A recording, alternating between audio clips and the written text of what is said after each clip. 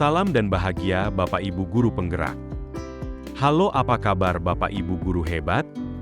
Perkenalkan, nama saya Ahmad Fauzanul Hakim, calon guru penggerak rekognisi. Angkatan 10 kelas 13. Dari SMPN 1 Torjun Kabupaten Sampang. Pada kesempatan ini izinkan saya untuk memaparkan hasil aksi nyata penerapan modul 1.4, yaitu tentang budaya positif. Selamat menyimak dan menyaksikan. Sebelumnya izinkan saya memperkenalkan satu orang hebat yang telah banyak dan sabar membimbing saya pada program guru penggerak ini, yaitu fasilitator pemandu saya, adalah Bapak Sunarli, SPD, MPD. Berikut ini merupakan rancangan tindakan aksi nyata modul 1.4. Yang pertama adalah tentang latar belakang. Murid tidak suka peraturan karena selama ini jika mereka melakukan pelanggaran, mereka akan mendapatkan hukuman dan cenderung akan mempermalukan dirinya. Selanjutnya, tujuan aksi nyata. Yang pertama, menciptakan murid yang merdeka dan disiplin diri yang kuat. Yang kedua, menumbuhkan budaya positif di sekolah dengan meyakini nilai-nilai kebijakan universal. Tolok ukur keberhasilan aksi nyata saya adalah: 1. Terbentuknya keyakinan kelas melalui kegiatan kesepakatan kelas yang dilakukan wali kelas dan murid. 2. Murid mampu menerapkan dan menjalankan keyakinan kelas yang telah dibuat. Selanjutnya adalah lini masa tindakan atau langkah-langkah tindakan yang akan saya lakukan adalah: yang pertama adalah menghadap kepala sekolah, Bapak Mawardi, SPD MM, melaksanakan pentingnya penanaman budaya positif dan keyakinan kelas di sekolah, serta meminta izin untuk melaksanakan diseminasi. Yang kedua adalah mengumpulkan rekan guru untuk melakukan diseminasi pemahaman dan penerapan budaya positif, keyakinan kelas, dan segitiga restitusi. Yang ketiga, berkoordinasi dan berkolaborasi dengan antar wali kelas untuk membuat keyakinan kelas di kelasnya masing-masing. Selanjutnya, memantau, merefleksi dan mengevaluasi keyakinan kelas yang telah dibuat. Berikut merupakan dukungan yang dibutuhkan demi lancarnya dalam menumbuhkan budaya positif di sekolah. Yang pertama adalah dukungan dari kepala sekolah, rekan guru, serta murid. Agar tindakan yang telah disusun dapat dilakukan secara lancar dan menyeluruh. Yang kedua adalah sarana dan prasarana untuk menumbuhkan budaya positif di sekolah. Dan yang ketiga adalah dukungan dari orang tua dalam melakukan budaya positif di rumah. Berikut ini merupakan kegiatan pada saat saya menghadap kepala sekolah untuk menjelaskan pentingnya penanaman budaya positif dan keyakinan kelas di sekolah, serta meminta izin untuk melaksanakan diseminasi bersama rekan guru. Assalamualaikum, apa kabar Bapak? Siap, pagi, Waalaikumsalam. Mohon maaf Pak ya, izin minta waktunya sebentar. Saya berserta Pak Fauzan sebagai JGP Rekognisi Angkatan 10, serta Ibu Mila sebagai JGP Reguler di Angkatan 10. Mohon izin Pak terkait dengan tugas yang kami harus kerjakan, yaitu tugas diseminasi modul 1.4 budaya positif, yang mana kami harus mendiseminasikan kepada warga sekolah. Kami mohon izin kepada Bapak untuk mendiseminasikan kepada teman-teman nanti jika diperkenankan pada hari Sabtu ini Bapak. Sabtu Tanggal berapa sana? Tanggal 25 Desember. Semua guru. Betul. Kalau bisa Bapak.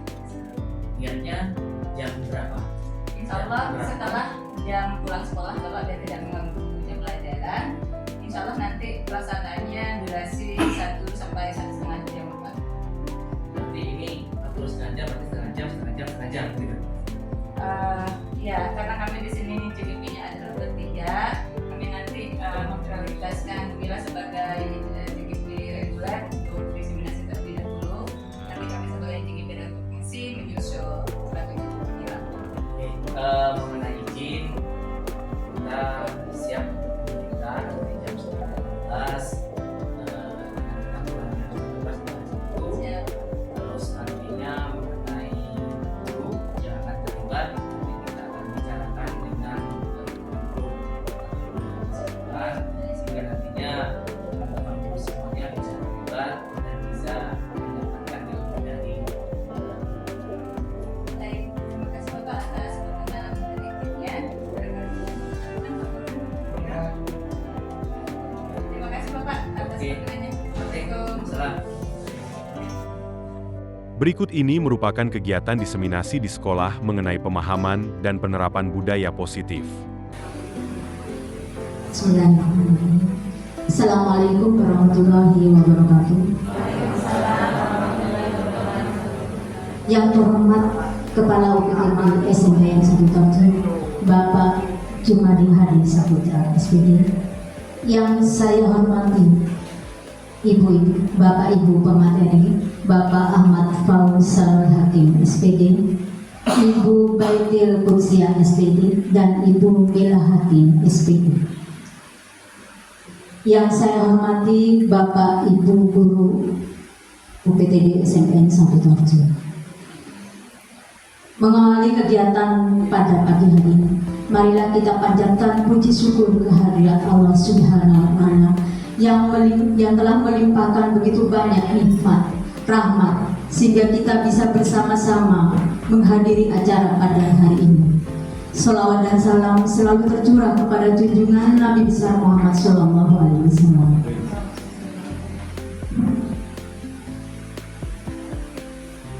Tak lupa saya sampaikan ucapan terima kasih yang sedalam-dalamnya kepada Bapak Ibu yang hadir pada hari ini.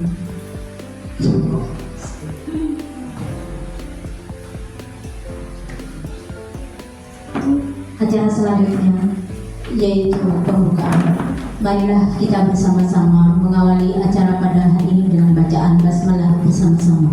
Bismillahirrahmanirrahim. Selanjutnya, marilah kita menyanyikan lagu Indonesia Raya. Kepada Ibu Yeti Marianata, SPD, saya persilakan.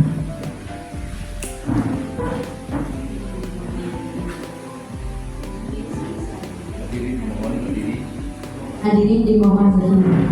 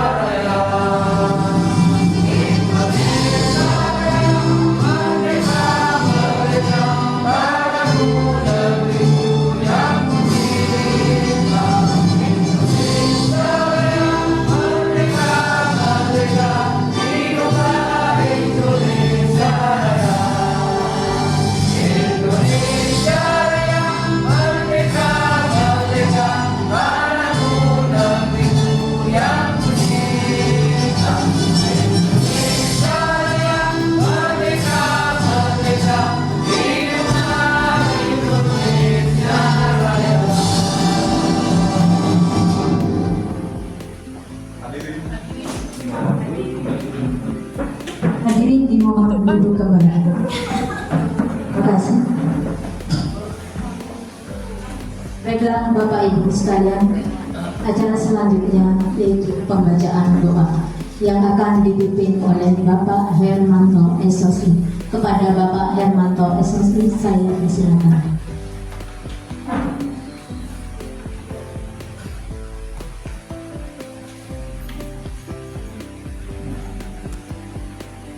Assalamualaikum warahmatullahi wabarakatuh.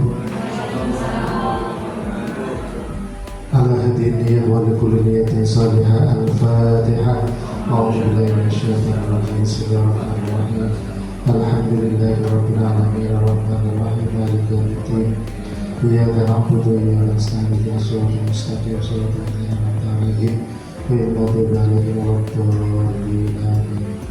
بسم الله الرحمن الرحيم الحمد لله رب العالمين حمدا كثيرا طيبا مباركا على كل حال حمد يوفي نعمه ويكافئ مزيدا يا ربنا لك الحمد كما ينبغي لجلال عظيم سلطانك يا الله. اللهم صل على سيدنا محمد الفاتح لما أغلق والخاتم لما سبق ناصر الحق بالحق والهدي إلى صراطك المستقيم وعلى آله حق قدره ومقداره العظيم. اللهم اجعل جمعنا هذا جمعا مباركا مرحوما وتفرقنا من بعده تفرقا مباركا معصوما ولا تجعل بيننا ولا معنا شقيا ولا محروما.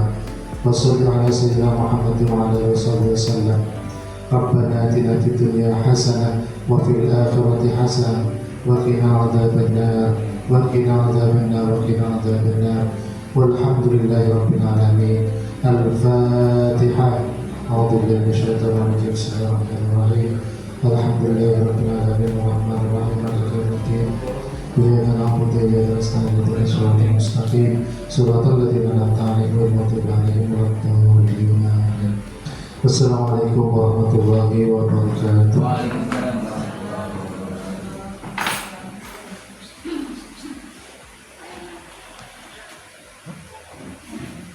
Selanjutnya, marilah kita dengarkan bersama-sama sambutan Kepala UPTD SMPN 1 Torjun sekaligus membuka secara resmi diseminasi pemahaman dan penerapan budaya positif CGP dan COP dan CGP rekognisi Angkatan 10 UPTD SMPN 1 Torjun.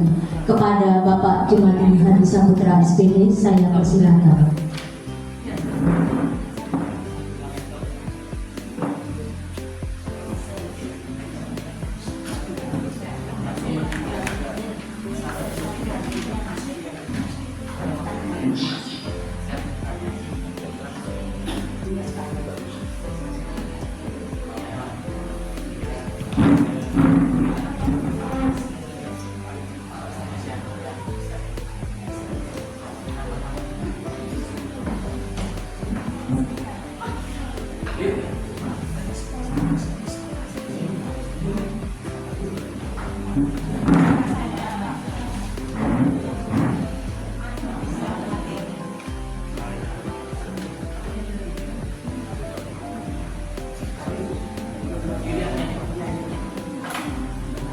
Bismillahirrahmanirrahim.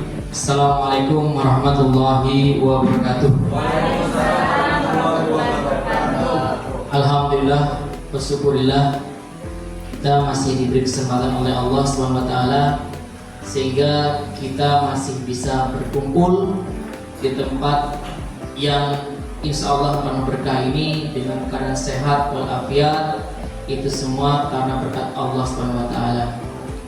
Salawat serta salam marilah selalu kita haturkan kepada Nabi kita, Nabi besar Nabi Muhammad SAW yang nantinya kita harapkan dan kita idam-idamkan akan bertemu dengan beliau di hari akhir nantinya. Amin amin Allahumma amin. Yang kita hormati pemateri Ibu Mila Hatim Ari SPD, Bapak Ahmad Fausanul Hakim SPD MPD, dan Ibu Baitil Qudsiyah SPD MPD. Yang saya hormati Ibu Bapak Guru UPTD SMPN 1 Torjun. Pada kesempatan kali ini merupakan kegiatan yang penuh bermanfaat. Kenapa kegiatan penuh bermanfaat? Karena ketiga pemateri ini akan mengimbaskan hal-hal yang telah didapat oleh mereka mengenai guru penggerak dan yang lainnya nanti. Ini sangat bermanfaat bagi kita, kepada khususnya guru di SMPN 1 Torjun. Ibu Bapak yang saya hormati, kegiatan ini memang sangat membosankan bagi yang tidak ingin mengupdate informasi yang berhubungan dengan kependidikan. Namun kegiatan ini sangat diharapkan bagi ibu bapak guru yang ingin selalu mengupdate ilmu pengetahuannya. Dan ini adalah kesempatan kita, tidak perlu jauh-jauh, tidak perlu mengikuti Zoom, tidak perlu membayar. Kita sudah diberikan informasi mengenai ilmu pendidikan yang terbaru. Jadi saya berharap sahabat kelas sekolah di sini, ibu dan bapak benar-benar mengikuti apa yang nantinya diinformasikan oleh ketiga pemateri ini. Dan saya juga berharap kepada ketiga pemateri yang ada di samping saya ini agar tidak bosan memberikan materinya, tidak hanya pada saat diseminasi ini, namun di luar diseminasi nantinya saya berharap bisa memberikan ilmunya, sehingga kita semua yang ada di SMPN 1 Torjun ini bisa mengetahui hal-hal yang baru tentang ilmu pendidikan. Ibu Bapak yang saya hormati, ada istilah begini, bukan istilah ya, tapi omongan seperti ini di luar. Kita cari pemateri jauh, sedangkan pemateri yang di dekat tidak digunakan. Atau sebaliknya, kita memberikan materi ke orang-orang yang jauh antah berantah yang tidak kita ketahui, tetapi orang-orang yang ada di sekeliling kita tidak kita berikan materi.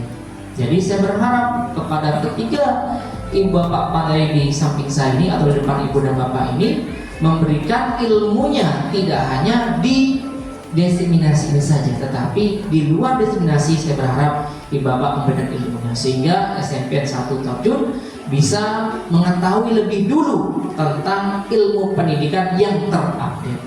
Jadi itu saja pengantar saya yang berupa harapan, ya, harapan agar nantinya kita lebih maju daripada sekolah yang lain. Terima kasih.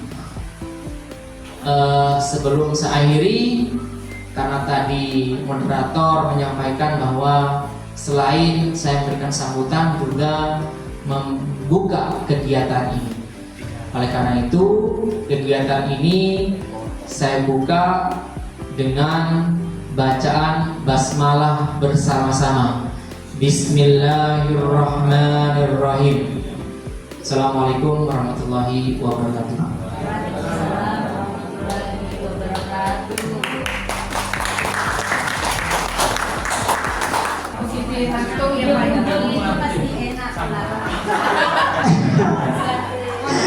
Baik, Bapak dan Ibu semuanya, Assalamualaikum warahmatullahi wabarakatuh.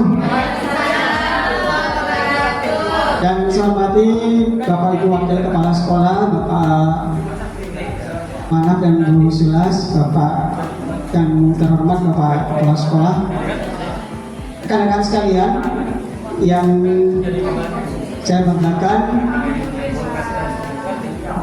di sesi terakhir ini, tentunya materinya yang paling akhir dan perlu Bapak Ibu ketahui bersama bahwa dasarnya nanti materi yang saya sampaikan adalah materi-materi yang sebelumnya. Jadi Bapak Ibu ya. Nah ini Bu Mila nampaknya sudah menyiapkan konsumsi. Bapak Ibu, biasanya kita kalau makan itu coba Bapak Ibu, saya mohon Bapak Ibu untuk memposisikan diri seperti ini, coba silakan. Begini ya. Tangannya begini semua, balik tangan seperti ini, tangan yang ini begini, tangan di atas kan kanan di atas, nah seperti ini semua. Ini ya. Sekarang ikuti instruksi saya. Ikuti ya. Ikuti, kita mulai. Apa yang saya instruksikan dilaksanakan, ya. Kita Kita mulai ya. Oke. Oke. Baik, sekarang pegang mulut. Wah, pintar sekali Bapak Ibu. Sekarang pegang dahi. Oh, pintar sekali Bapak dan Ibu. Sekarang pegang hidung. Ya, yang pegang. Jadi ikuti yang saya tunjuk ini. Jadi yang pegang hidung berarti itu yang benar. Kalau yang pegang begini, gitu ya. Baik, sekarang terakhir pegang dahi.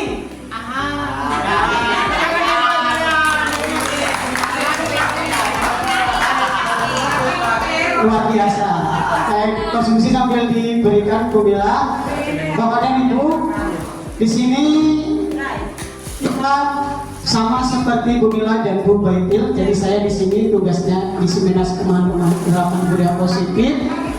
Yang kebetulan di sini saya sebagai CGP rekognisi yang mengangkat dulu, sama seperti Bu Mila teman saya di rekognisinya. Ini kalau Bu Mila ada fasilitator reguler, kalau saya adalah fasilitator pemandu. Nah ini Pak Sunaris PDPD sebagai fasilitator pemandu saya. Ya. Kemudian tadi sudah disampaikan panjang lebar oleh Bu Mila dan Bu Baitil, maka tidak tibalah pada ujung pembahasan kita, penerapan semuanya.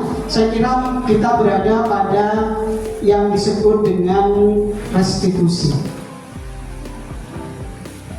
Jadi kita masuk ke sini Bapak dan Ibu.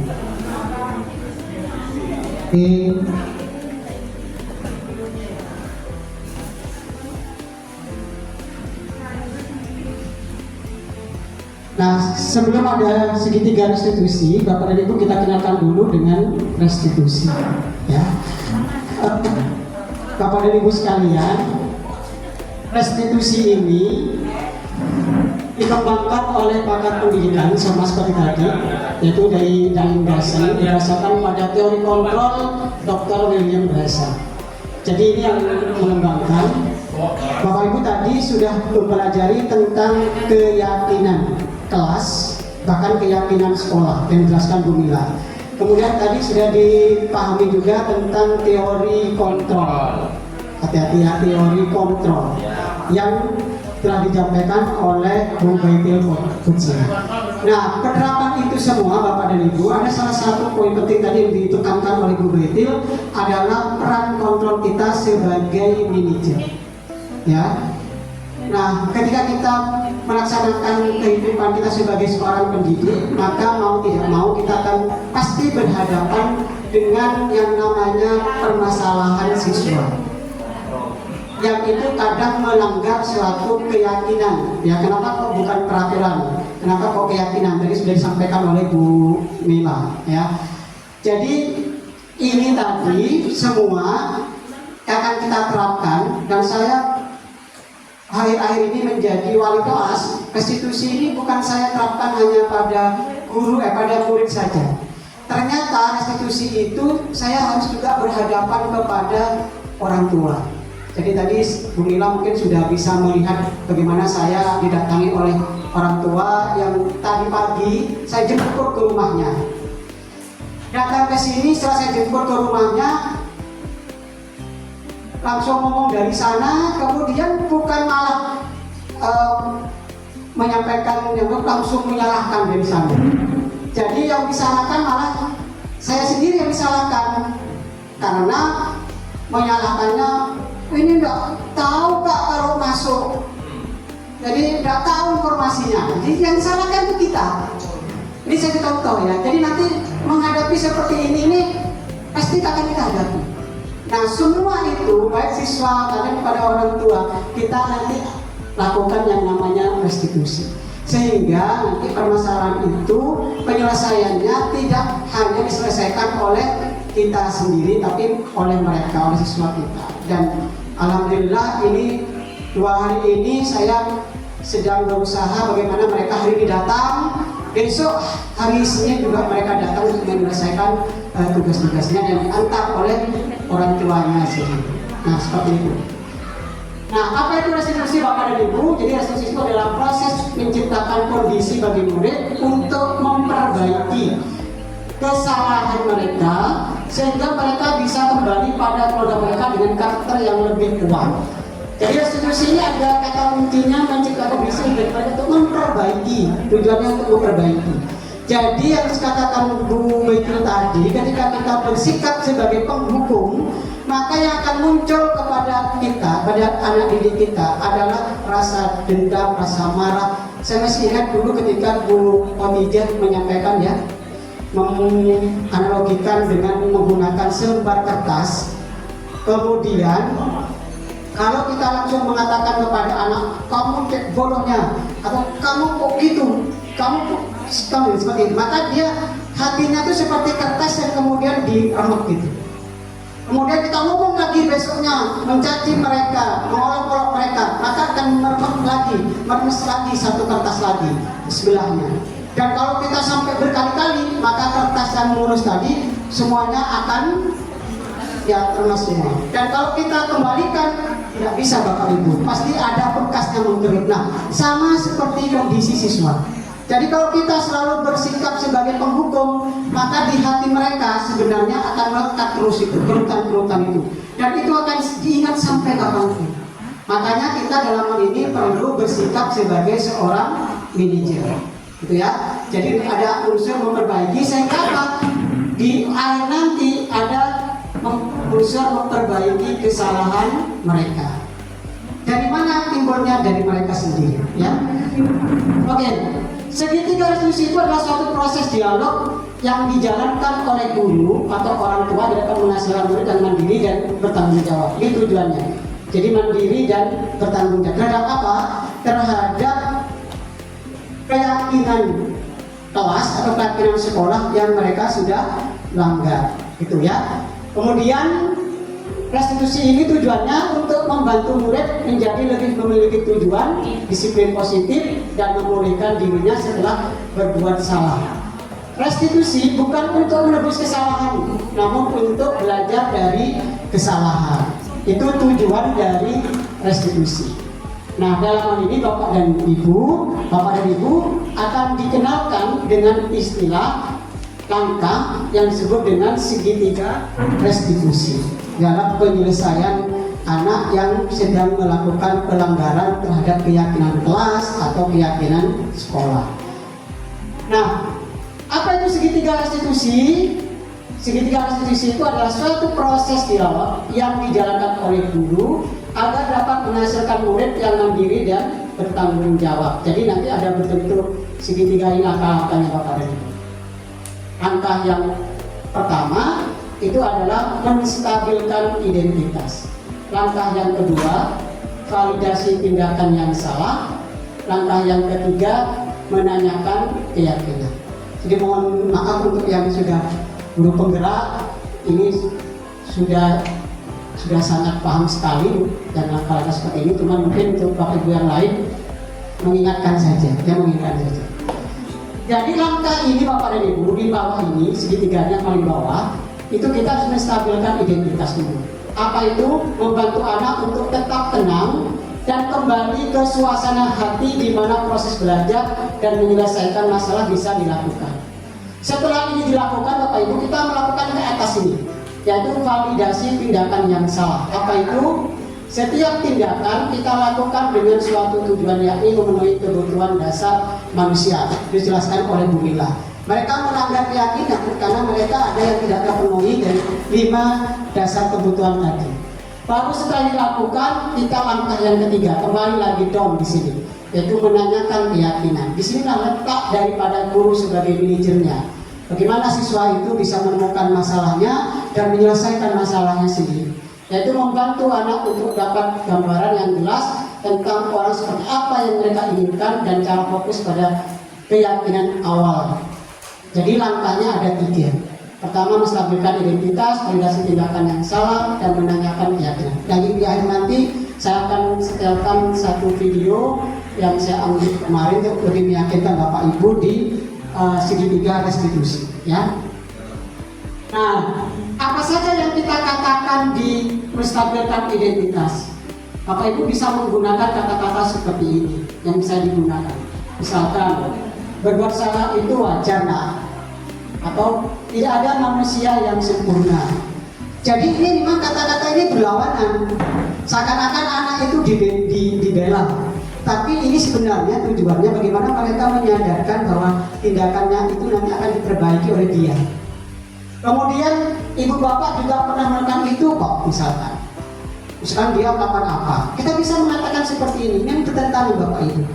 Kemudian bapak ibu tidak mau ibu atau bapak tidak mau mencari siapa yang salah, tapi bapak ingin mencari solusi dari permasalahan ini. Kemudian kamu berhak kok merasakan begitu. Jadi ketika dia misalkan mukul temannya, kita boleh mengatakan kamu berhak kok melakukan seperti itu.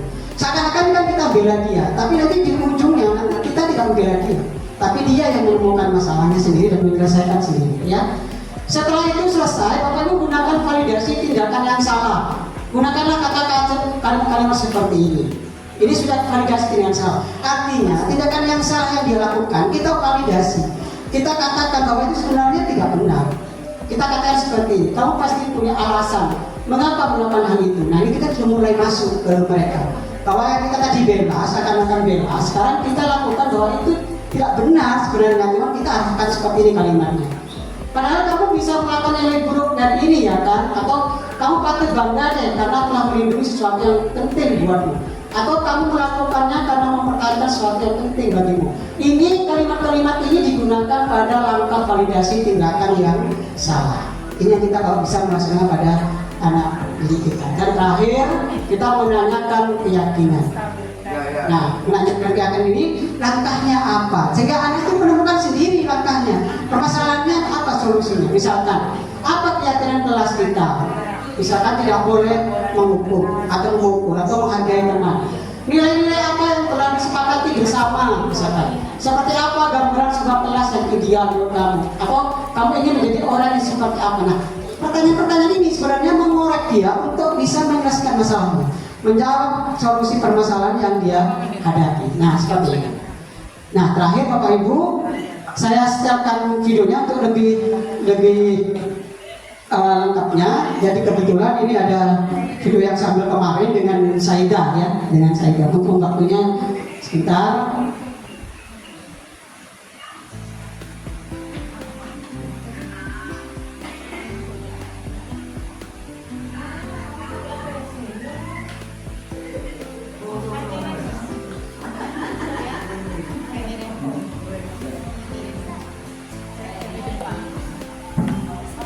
harus keluar ya. Nah, ini harus keluar dulu.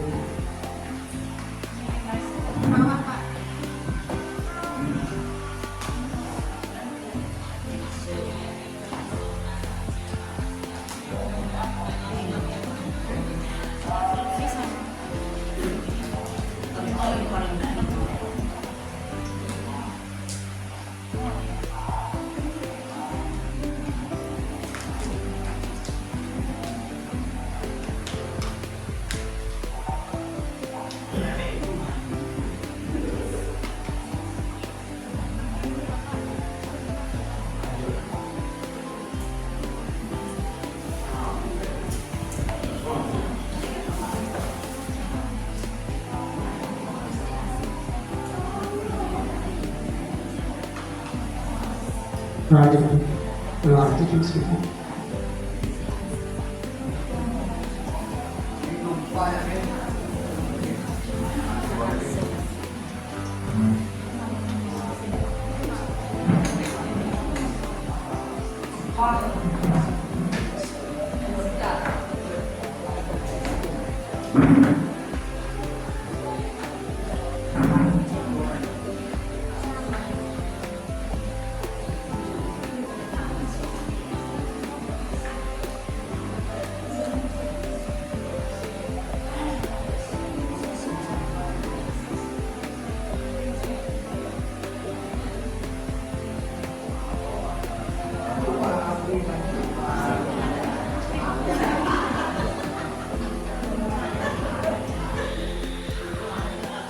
Ya sambil di ini nggak apa-apa Bapak Ibu, sambil di sebentar lagi.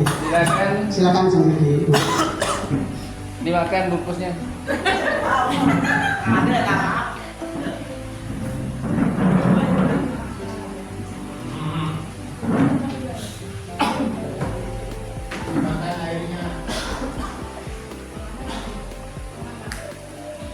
Buku apa ini?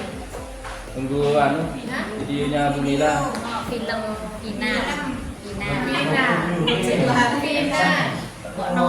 Jadi video ini ditampilkan ke Bapak Ibu untuk sebagai contoh bagaimana Bapak Ibu ketika menangani siswa yang sedang melakukan pelanggaran keyakinan kelas itu dengan cara segitiga restitusi. Jadi penyelesaian masalah, tetapi masalah itu tidak membuat siswa itu menjadi terbebani, bahkan dia bisa menyelesaikan masalah itu dengan caranya sendiri, dan kan itu kan lebih bermakna bagi dia daripada kita yang memberikan solusi.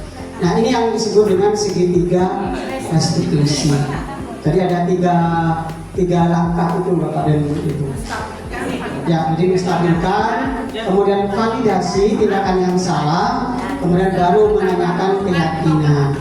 Nah, apa itu keyakinan? Sudah disampaikan oleh pemateri sebelumnya, gitu ya? Bukan ini.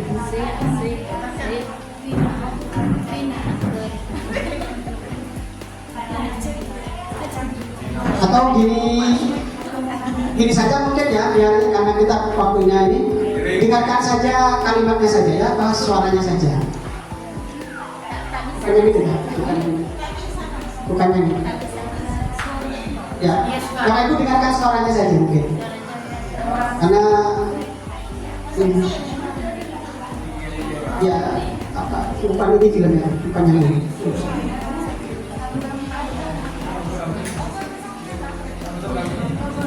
Aman, ini aja. Ini dengarkan suaranya saja.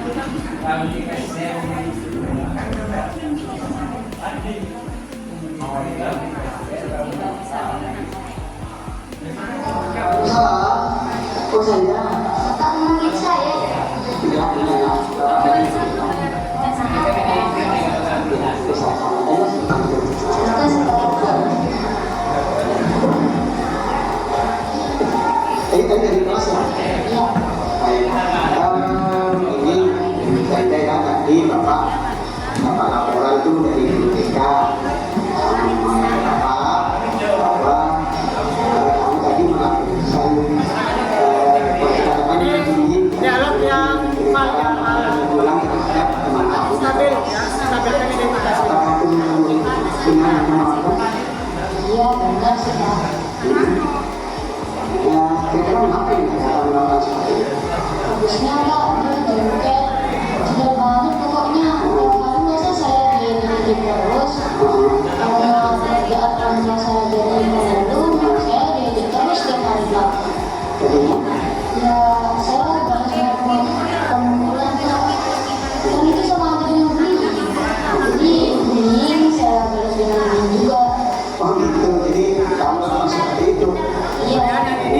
selanjutnya adalah kalimat yang validasi. Validasi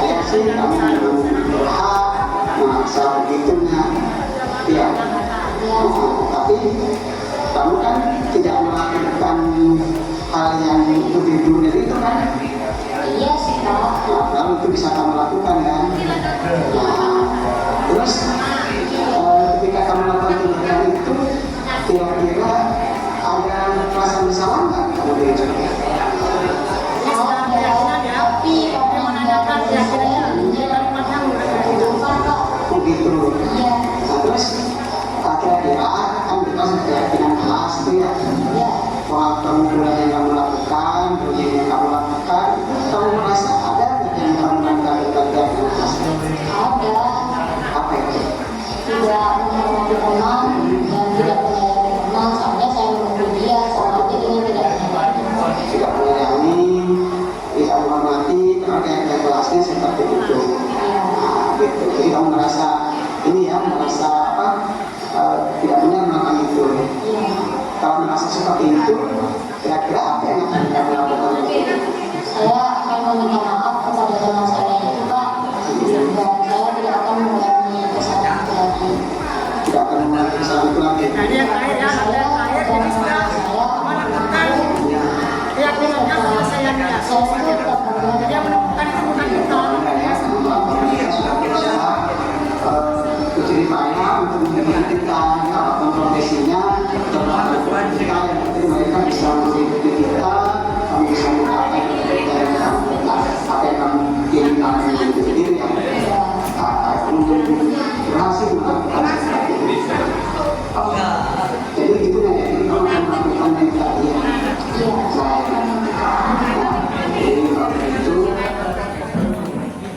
Baik, Bapak dan Ibu, jadi mohon maaf atas ketidaknyamanan presentasi karena di luar dugaan tadi sempat dicoba tapi tidak dalam tampilan di PowerPoint ya. Tapi inilah manusia, kadang kita merencanakan dan kadang yang terjadi adalah seperti ini. Jadi intinya Bapak dan Ibu, dalam segitiga restitusi ini harapannya Bapak Ibu nanti sebagai manajer kemudian bisa menyelesaikan permasalahan anak itu dengan cara segitiga restitusi. Yang harapannya apa? Tujuan terakhirnya adalah mereka menyelesaikan masalahnya sendiri dengan caranya sendiri dan bisa bermakna untuk dirinya sendiri, bukan dari kita semata-mata yang menyelesaikannya. Sehingga dia menyelesaikan masalah itu tanpa dendam, tanpa perasaan yang tidak nyaman, tapi semuanya akan merasa nyaman pada diri sesuai itu sendiri. Saya kira itu Bapak dan Ibu ya. Saya kira cukup yang bisa kami sampaikan pada kesempatan kali ini. Mohon Bu Betil, Bu Mila bisa ke depan sini untuk bisa menyampaikan terima kasih kepada rekan-rekan sekalian.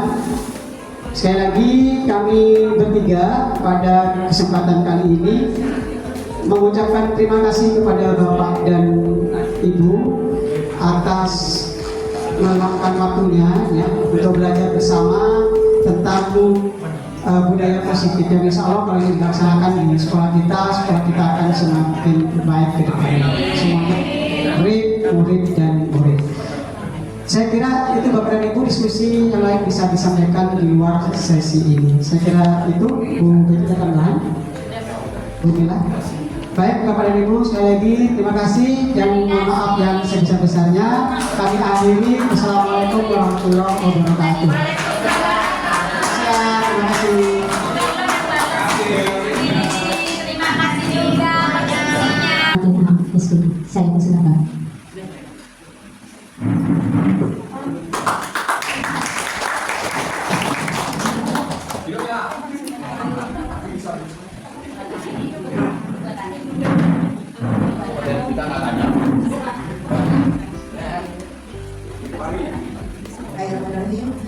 Assalamualaikum warahmatullahi wabarakatuh.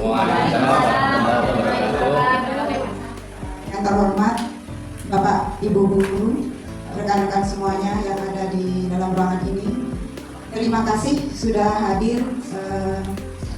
hadiri kegiatan PGP.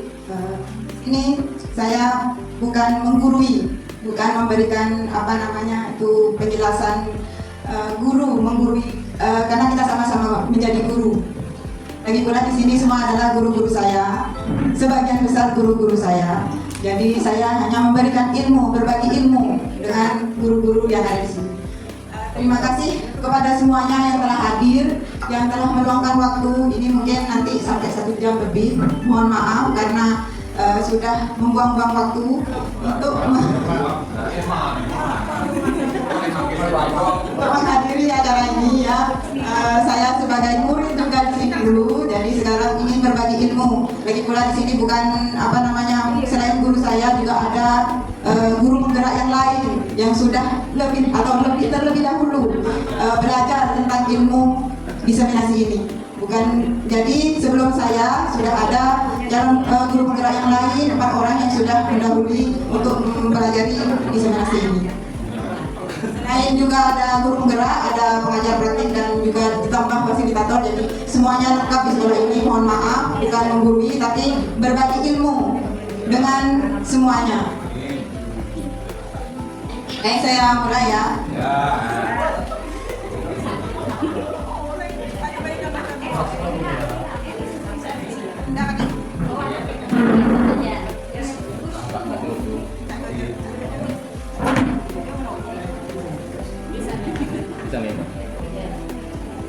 Saya sebagai angkatan 10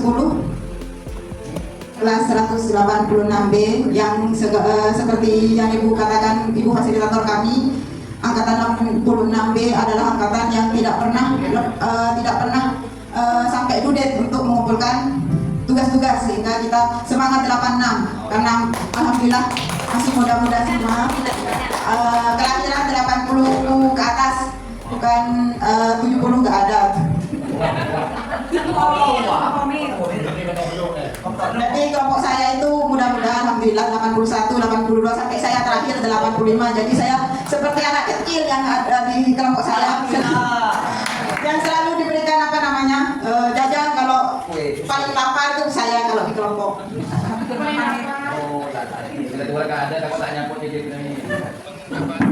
Sabar Pak Mana, mungkin nanti ada ilmu lain atau ada rezeki lain buat Pak Mana. Bagi saya Pak Mana top. Meskipun tidak masuk ke dalam fasilitator, tapi Pak Mana memberikan pemateri kepada saya, memberikan masukan jika ada sesuatu kesulitan tentang jalur guru penggerak ini selain dari guru penggerak yang lain. Saya lanjutkan untuk diseminasi penanaman budaya positif ini. Ini sudah berubah Pak. Inti dari budaya positif itu ada satu yang kita pelajari adalah perubahan paradigma belajar, disiplin positif, nilai-nilai kebajikan, kebutuhan dasar manusia, motivasi perilaku manusia, keyakinan sekolah. Nanti yang posisi kontrol guru dan segi 3 sisi bisa dijelaskan oleh Bapak Pausen sama Bu Peggy. Nah, saya karena harus 1 jam dituntut oleh fasilitator. Mohon maaf Bu Yuni, masih jam 12. Ini lanjutkan ya, perubahan paradigma belajar. Perubahan paradigma belajar ini, pembelajaran dengan paradigma baru merupakan pembelajaran yang dirancang berdasarkan pembelajaran yang berdiferensiasi, karena kita sudah melaksanakan pembelajaran yang berdiferensiasi, yaitu sesuai dengan profil pelajar Pancasila. Kan di sekolah kita sudah melaksanakan profil pelajar Pancasila yang ada 6: beriman, bertakwa, berakhlak mulia, berkebinekaan global, mandiri, bergotong royong, bernalar kritis, dan kreatif. Dan sudah mengenal ya, kita sudah melaksanakan 2 tahun untuk profil pelajar Pancasila atau disebut dengan kurikulum merdeka. Nah, miskonsepsi sebelum kesini itu saya jelaskan tentang teori kontrol. Kita mengontrol siswa atau mengontrol murid itu bukan kita harus menjadikan murid sesuai dengan keinginan kita, tapi kita yang harus menuntun siswa itu harus kebutuhan siswa apa yang dibutuhkan oleh siswa, kita harus menuntun ke jalan yang lebih baik. Jadi tidak ada kontrol guru terhadap murid. Yang kedua adalah bahwa yang dewasa itu berhak memaksa siswa untuk melaksanakan apa yang kita mau. Yang ketiga adalah bahwa penguatan positif efektif dan bermanfaat. Yang keempat, bahwa kritik membuat rasa bersalah dan mampu menguatkan karakter. Ini tidak sesuai dengan teori kontrol yang ada. miskonsepsi tentang teori kontrol. Nah, seperti ini dapat digambarkan bahwa kita mengontrol siswa seperti apa yang kita mau. Padahal kita sendiri tidak boleh seperti itu. Kita sebagai pendidik harus menuntun siswa. Begini, untuk apa yang saya katakan mungkin ada yang belum mengerti apa itu posisi kontrol. Menurut pemikiran Ki Hajar Dewantara, aslinya ini kita itu sebagai pendidik harus menuntun, karena kita sebagai guru bukan untuk memberikan apa yang kita mau, tapi kita harus menuntun guru karena kita sesuaikan dengan kondisi murid, kodrat alam dan kodrat zaman. Kalau dulu kita tidak mengerti tentang teknologi, kita tidak tahu tentang teknologi. Sekarang kita dihadapkan dengan siswa yang pintar teknologi seperti HP, sudah bisa mengupload ini, bisa mencari informasi lebih daripada itu. Jadi kita harus mengikuti perkembangan zaman, bukan siswa yang mengikuti zaman kita yang seperti dahulu. Jadi untuk guru jangan hanya menuntut siswa kamu harus begini, kan tidak boleh seperti itu. Kita harus tetap menuntut apa yang dibutuhkan siswa, seperti siswa senang belajar dengan alam, kita tuntun dengan alam. Terus siswa senang dengan teknologi, kita tuntun dengan teknologi. Bagaimana kalau seumpamanya di sekolah tidak diwajibkan membawa HP? Bisa kita laksanakan seperti itu dengan cara peraturan guru sendiri membawa HP. Setelah itu kita pegang sendiri agar siswa itu tidak bermain HP sendiri. Jadi kita pegang, nanti kalau sudah ada pelajaran baru kita berikan. Itulah tuntutan kita sebagai guru yang mengikuti zaman daripada siswa. Ini merubah paradigma stimulus respon ke posisi kontrol. Jadi dalam kontrol itu kebutuhan kita berbeda, tidak ada yang sama. Jadi setiap orang memiliki gambaran juga berbeda tentang masa depan, tentang hari ini juga berbeda. Jadi kita tidak bisa menuntut siswa untuk sama dengan kita. Lalu yang ketiga, semua perilaku memiliki tujuan. Tujuan apapun yang siswa lakukan itu memiliki tujuan. Ya, hanya Anda yang mengontrol Anda. Jadi hanya kita yang dapat mengontrol kita, bukan kita dikontrol oleh orang lain. Setelah itu ada kolaborasi menciptakan pilihan baru. Jadi kita bisa bersama dengan guru yang lain atau dengan pihak yang lain untuk melaksanakan pembelajaran yang baik. Kalau stimulus respon ini berpikir hanya dua, menang atau kalah, itu jadi pasrah. Kalau teori kontrol ini kita tetap optimis, kita akan terus menang dan menang. Yang kedua adalah disiplin positif. Sebelum ke disiplin positif, mohon maaf sudah tidur semua, sudah ngantuk. Mohon maaf, mungkin karena speakingnya mau gimana speaking? Mau berdiri apa mau joget-joget? Ada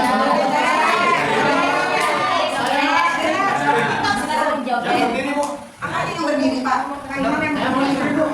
Ada yang lebih sepuh dari saya, jadi jangan dulu katanya. Mohon maaf karena sudah mengganggu tidurnya Bapak Ibu. Mohon maaf sekali lagi. Jadi disiplin positif. Jadi masuk ke disiplin positif.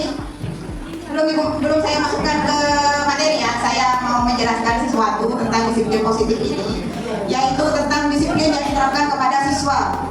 Sebelum kita menerapkan kepada siswa, kita harus sebagai pendidik menerapkan disiplin positif terlebih dahulu. Disiplin positif yang dilakukan bukan ingin mendapat penghargaan dari kepala sekolah, ingin mendapat pujian dari guru-guru lain, tapi disiplin positif kita sebagai pendidik itu adalah harus dari hati nurani kita untuk menjalankan disiplin positif kepada siswa. Menurut saya seperti itu. Karena saya lihat sekarang ini disiplin positif sudah menurun, jadi saya membuka kembali disiplin positif sebagai pendidik, sebagai guru. Kita jangan kita mau jadi guru profesional.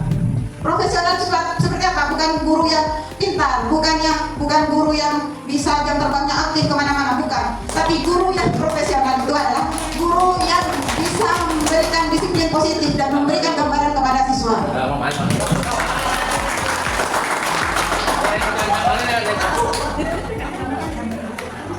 Saya lanjutkan ya.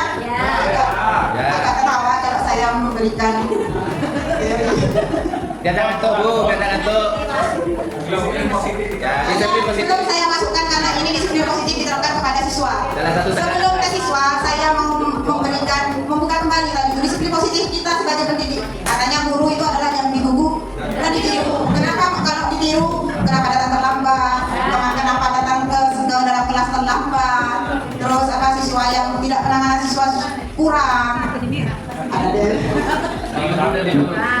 Jadi kita sebagai guru yang digugu dan ditiru, kita harus memberikan rubah kita dulu, rubah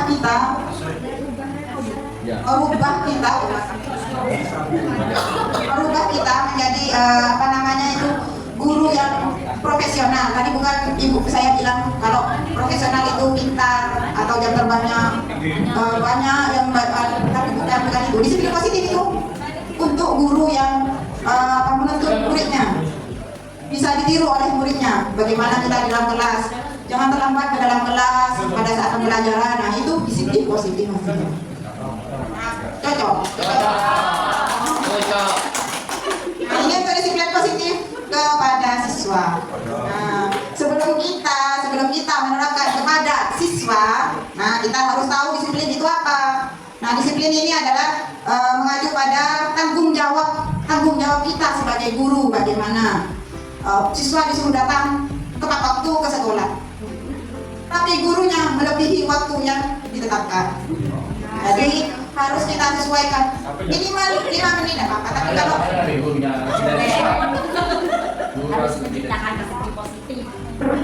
disiplin positif mata terus ya. Begini, maksudnya begini ya. Saya bukan menggurui, tadi bilang saya bukan menggurui Bapak Manaf, saya bukan menggurui. Tapi di sini kan sebabnya tidak ada Pusulas, tidak ada Pak Eri tadi yang membunyikan bel. Terus yang menghidupkan, umpamanya Pusulas ada kepentingan. Pak Eri kembali ke awal, pengaturan awal. Pengaturan awal, setelah itu siapa yang akan menghidupkan komputer? Makanya saya tidak ada. Pusulas Pak mana? Dari jauh-jauh.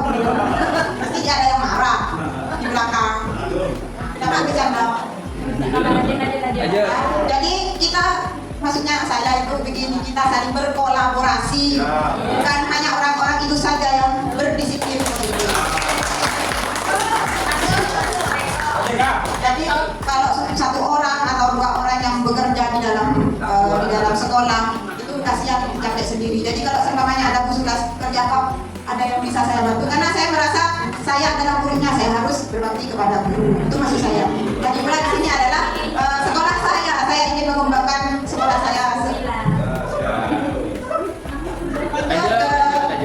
Lanjut ke disiplin positif untuk memberdayakan siswa. Karena kita sudah banyak libur, jadi siswa itu terlena, banyak yang tidak masuk. Jadi para wali kelas harus tetap mengingatkan kepada siswa untuk disiplin positif, yaitu masuk secara berkala, secara terus-menerus. Ini yang terakhir, yang ketiga. Makanya saya tadi membahas tentang disiplin positif kepada guru, bukan guru yang ASN atau PTT, bukan. Kita semua adalah sama. Yang tidak sama adalah SK-nya saja.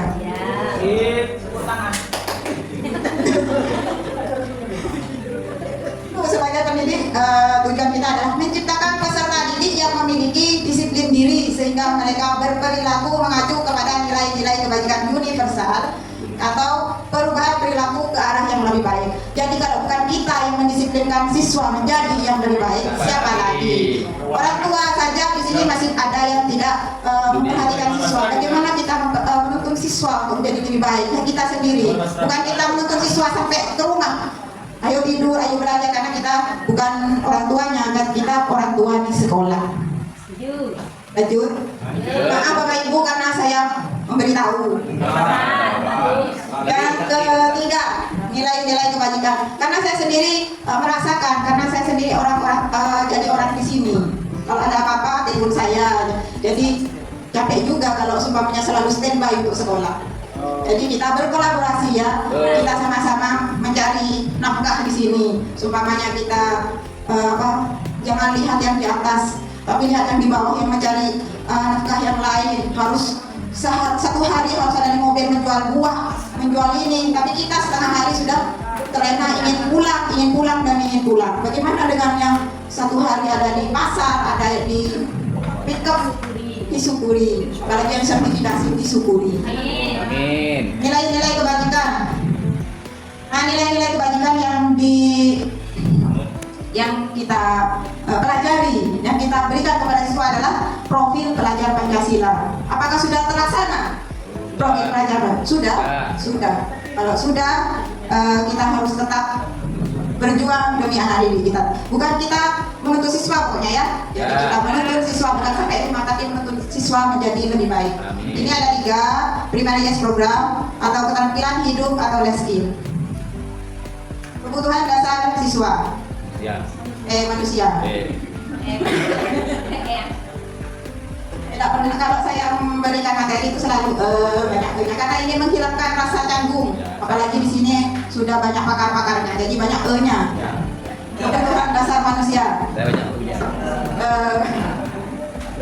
Kebutuhan dasar manusia itu apa yang kita butuhkan, bukan siswa saja, semua manusia. Ya, seluruh tindakan manusia memiliki tujuan tertentu, yaitu memiliki apa yang tujuan. Semua makhluk hidup memiliki tujuan. Nah, ada berapa? Ada 5. Yang pertama adalah bertahan hidup, kesehatan, rumah, pakaian, ini termasuk dengan sandang, pangan, papan. Yang kedua adalah kasih sayang dan merasa diterima. Semua orang, bukan siswa saja, ingin dikasih sayang, ingin dicintai, ingin diterima, ingin semua Kak, meskipun kita melihat umpamanya Usulas orangnya strong begini, tapi Usulas itu ingin strong, ingin disayang, ingin disayang juga gitu. Seperti Berlin sendirian, tapi ingin disayang juga, disayang oleh saya. Semuanya disayang. Jadi kita harus saling melengkapi. Kita adalah keluarga, semuanya adalah keluarga. Jadi ingin merasa diterima, jangan merasa di sini tidak diterima ya. Kita adalah keluarga dan tidak boleh mengasingkan diri. Kita itu adalah sama. Nah, tidak ada yang pintar, tidak ada yang, semuanya sama. Saya juga merasa dulu sebelum ikut TGP karena tidak lulus 2 kali, itu merasa saya kan menangis terus, menangis. Kalau ingat menangis. Karena apa? Karena merasa kalau saya itu paling bodoh di antara orang-orang. Ternyata pada saat saya ikut lagi. Merasa paling pintar ya? Enggak.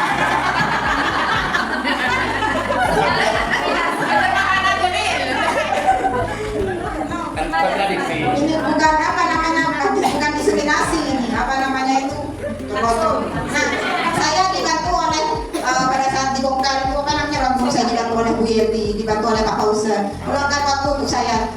Pada saat saya mau uji pembelajaran. Nah, itu bagaimana saya akan? Iya, saya bagaimana? Gimana ini katanya Pak Pausen?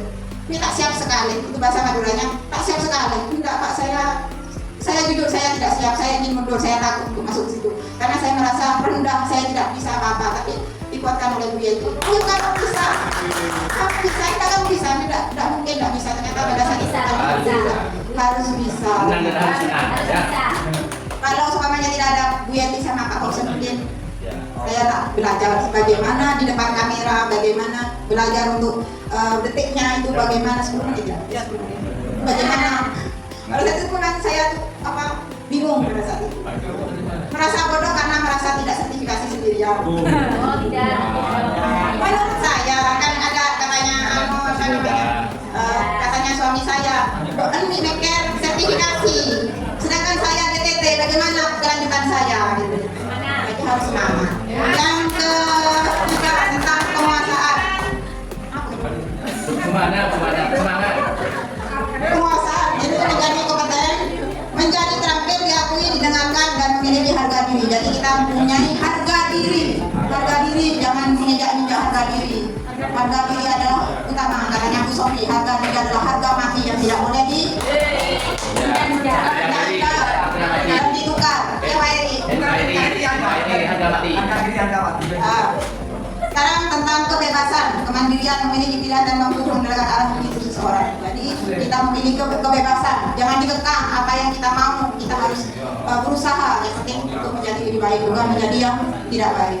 Untuk yang kelima adalah mencari kesenangan. Kesenangan seperti apa? Bukan kesenangan kita bermain-main, bukan, tapi kesenangan untuk menjadi sesuatu yang lebih baik. Paham? Pasti paham karena guru perilaku manusia. Motivasi perilaku manusia itu ada 3 hasilnya. Tapi saya pada saat tadi malam itu diganggu oleh anak saya, jadi saya hitung ini paling mana? Bapaknya anak? Dua-duanya Pak. Yang pertama adalah menghindari ketidaknyamanan atau hukuman. Yang kedua untuk mendapatkan imbalan, penghargaan dari pihak lain. Yang ketiga menjadi orang yang mereka inginkan dan menghargai diri sendiri dengan nilai-nilai mereka yang mereka punya. Jadi motivasi perilaku manusia itu menghindari ketidaknyamanan. Tapi aslinya kita itu melakukan sesuatu itu jangan mengharap imbalan, jangan mengharap pujian dari orang-orang, jangan. Tapi kita didasarkan dari hati. Jadi ingin dilihat, jangan untuk dilihat. Jadi kita harus Mulus. mulus. Ini ada motivasi perilaku, ada hukuman, ada konsekuensi, ada restitusi. Ini hukuman. Hukuman itu kalau ASN terlambat nggak ada hukuman ya. Nggak ada. Kalau siswa selalu kalau kita tidak mengerti tentang, nanti dijelaskan oleh Bu Baidir sama Kak Fauzan, kita tidak tahu tentang segitiga restitusi dan posisi kontrol, kita ada siswa yang terlambat kita hukum. Saya juga sebelum mendapat ilmu seperti ini, saya menghukum siswa pada saat terlambat, yaitu 1 yang berkumpul di depan ruang guru, banyak menyapu, terus berdiri, itu sudah saya lakukan. Jadi ternyata itu tidak baik untuk siswa karena bisa dendam. Kok bolehnya ibu? Nah, ini lagi. Kok coba kurna terlambat untuk kayak Yoko. Kok siswa terlambat di kaki jauh dari guru untuk apa namanya, untuk menutupi kesalahan guru. Jadi saya bicara seperti itu. Jadi harusnya kita jangan terlambat, apapun alasannya diminimalkan untuk kami. Jangan terlambat Bu ya, jam 7 kurang 10 apa. Atau kita gantian saja yang membunyikan bel, jangan kayak terus. Sumpah itu ada apa namanya, ada tiket. Jam 8 Bu. Nah sekarang yang terakhir adalah keyakinan sekolah. Keyakinan sekolah ini harus dibentuk oleh seluruh warga sekolah. Apa yang kita rasakan, kita bisa tuangkan ke keyakinan sekolah agar tidak dirugikan satu sama lain. Aslinya saya di kelas 8C itu tidak menerapkan keyakinan kelas karena saya memang tidak tahu apa keyakinan kelas itu sendiri. Tapi ternyata setelah saya masuk ke dalam JGB ini, ternyata keyakinan kelas itu seperti ini. Jadi setiap saya setelah mendapat ilmu dari JGB, saya setiap mengikuti kodrat zaman dan kodrat alamnya siswa. Saya menerapkan teknologi ke siswa, membawa HP, siswa membawa HP dengan konsekuensi atau bukan keyakinan kelas. Apa kalau pada saat mengerjakan tugas yang diberikan oleh saya oleh guru, yaitu 1. Jadi setiap saya memberikan materi dalam kelas, saya memberikan keyakinan kelas kepada siswa. Jadi bukan 1 tahun, tapi setiap pembelajaran. Jadi keyakinan sekolah atau kelas ini bersifat lebih abstrak, berupa pertanyaan-pertanyaan universal, dibuat dalam bentuk positif. Jadi pemikiran kita yang positif, mau apa yang kita mau, tapi yang positif. Setelah itu semua warga kelas hendaknya ikut berkontribusi, jangan diam, karena nanti kalau tidak ikut berpartisipasi itu nanti merasa dirugikan. Jadi harus semua berkontribusi dalam pembentukan keyakinan kelas. Terima kasih. Mungkin dari sebelum saya selesai, mungkin ada pertanyaan dari awal sampai akhir. Silakan Bu Sri. Semuanya sangat bagus ya. Tes. Semuanya sangat bagus banget. Cuma gimana ya kalau diterapkan di sekolah? Apakah semua guru sudah menerapkan semua? Itu aja. Terima kasih pertanyaan Bu Sri ya, makanya ada diseminasi ini Bu, mulai dari JGB guru penggerak, bukan JGB lagi tapi guru penggerak yang awal 4 orang itu sudah menerapkan diseminasi, sudah memberikan ilmu diseminasi ini. Tadi mungkin kurang menangkap, tapi yang sebenarnya yang terjadi harus semua menerapkan. Ya kalau dihitung sekarang ini belum ada, maksudnya hanya sebagian yang menerapkan disiplin positif menurut saya. Jadi mohon maaf kepada guru-guru yang kurang berkenan dengan kata-kata saya pada saat saya menjelaskan tentang disiplin positif. Tapi ini untuk kebaikan sekolah kita, kemajuan sekolah kita. Jadi bukan hanya duduk diam di sekolah mengajar, bukan, tapi kita harus mengembangkan diri untuk kesadaran kita kepada siswa. Ya, mungkin sebagian, tapi diseminasi ini mungkin kita bisa terbuka untuk mengikuti perkembangan zaman siswa. Ada pertanyaan lagi?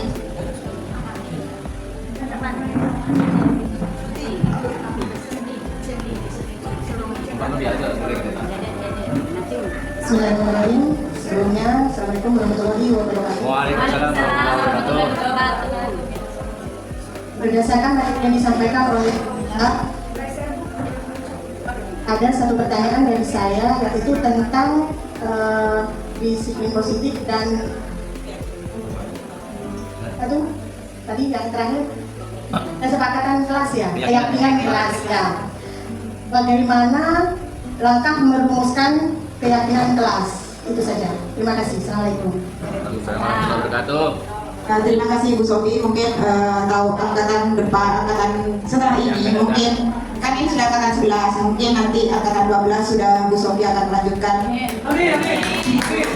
Dulu saya di ruangan ini, saya di Bu Tiga yang bilang, semoga ayo Mila kita belajar bersama untuk dalam guru penggerak berikutnya. Alhamdulillah saya masuk ke guru penggerak yang akan 10. Semoga saja mengikuti Ibu Sofiatun.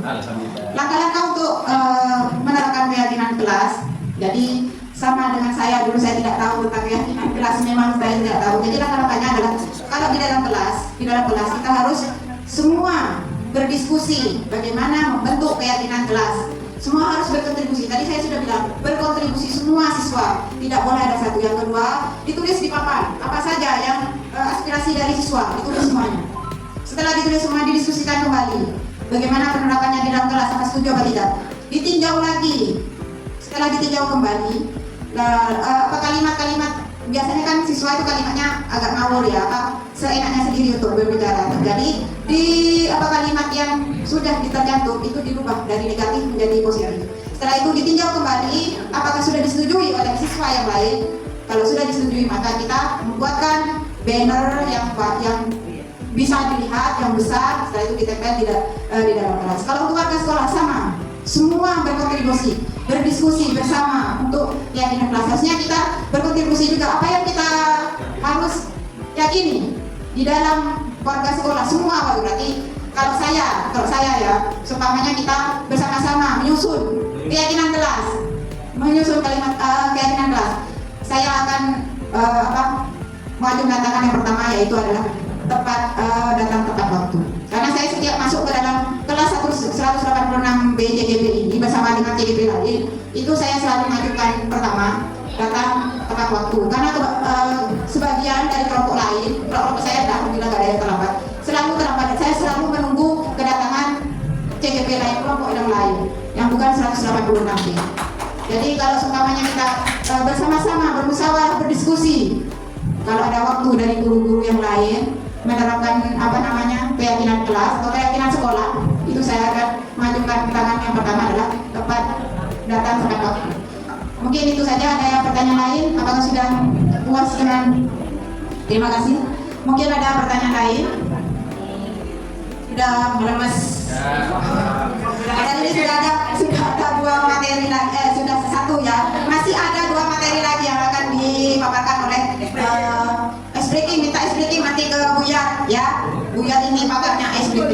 Baik, alhamdulillah pemberian materi diseminasi budaya positif 6 itu sudah saya sampaikan. Semoga apa yang saya sampaikan itu bisa bermanfaat bagi Bapak Ibu. Mohon maaf atas kata-kata saya menyinggung dan memberikan pandangan yang berbeda atau bertolak belakang dengan Bapak Ibu. Saya mohon maaf jika ada salah-salah kata. Saya mohon maaf lagi. Wassalamualaikum warahmatullahi wabarakatuh. Baik, saya lanjutkan ke materi berikutnya adalah fasilitator kita, yaitu CGP Rekognisi Ibu Baitil Kutsiah SPD MPD. Kepada beliau saya persilakan.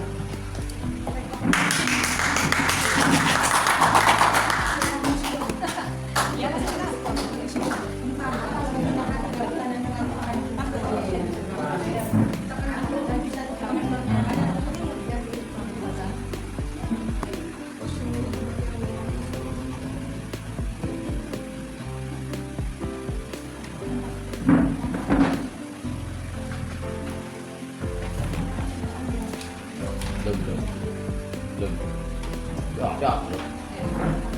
Iki lego kabel.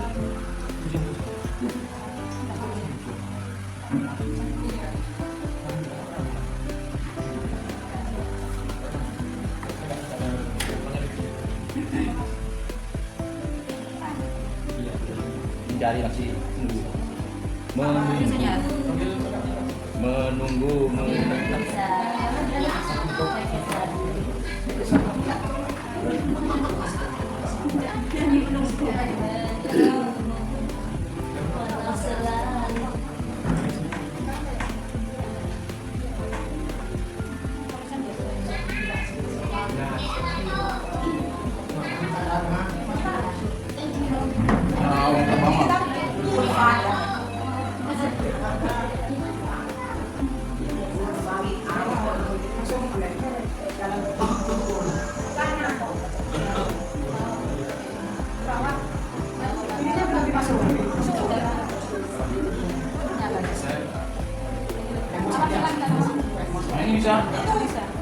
Ini bisa.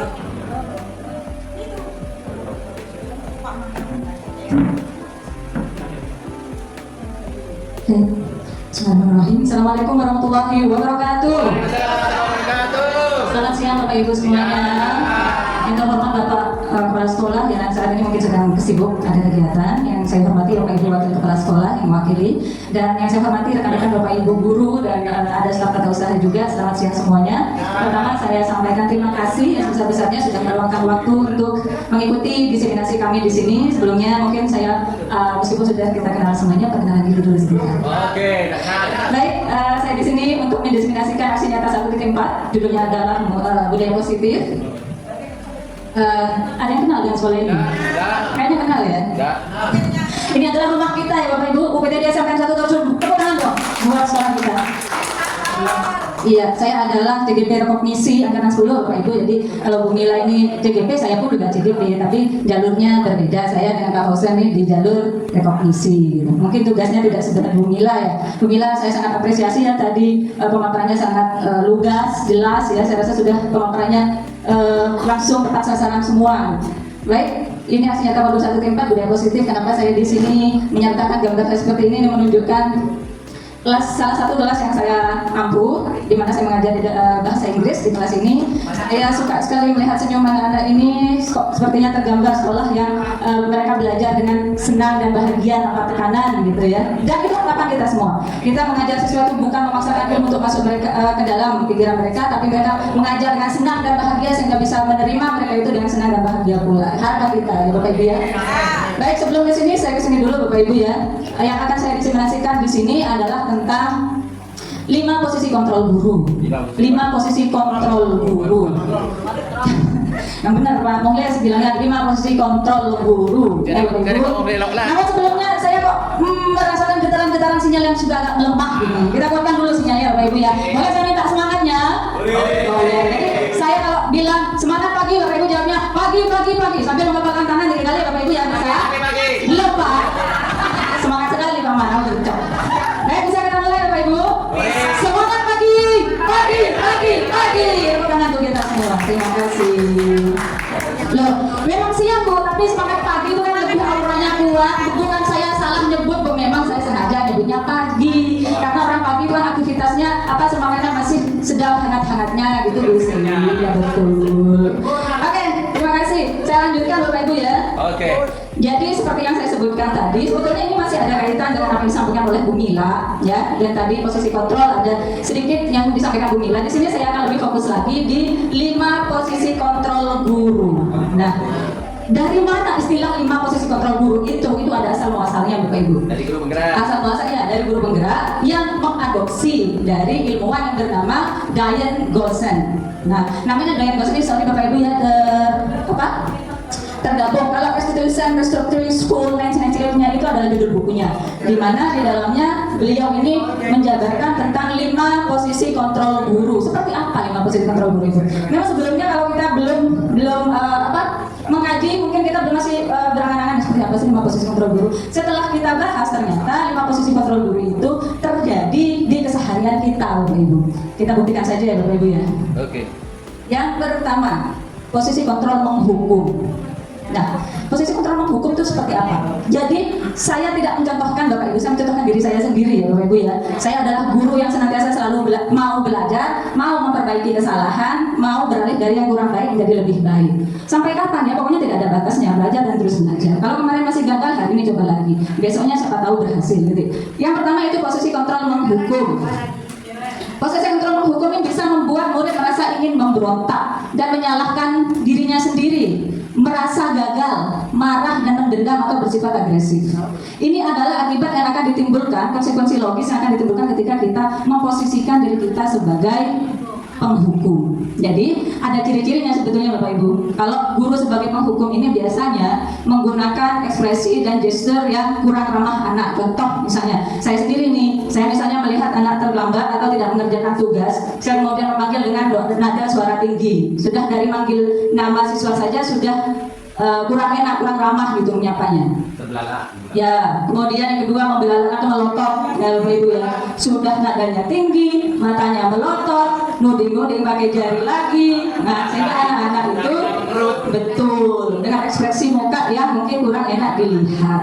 Nah, dalam posisi yang seperti ini, kira-kira sebagai di posisi murid itu rasanya pasti tidak akan nyaman ya Bapak Ibu ya. Dia merasa diadili, merasa seperti kriminal, merasa seperti penjahat gitu, diperlakukan kurang ramah gitu. Nah, konsekuensinya yang mungkin konsekuensi logis yang mungkin timbul dari ketika kita memposisikan diri kita sebagai penghukum ini, anak bisa jadi mempunyai perasaan dendam ya Bapak Ibu ya. Ada siswa yang dendam sama gurunya? Ada.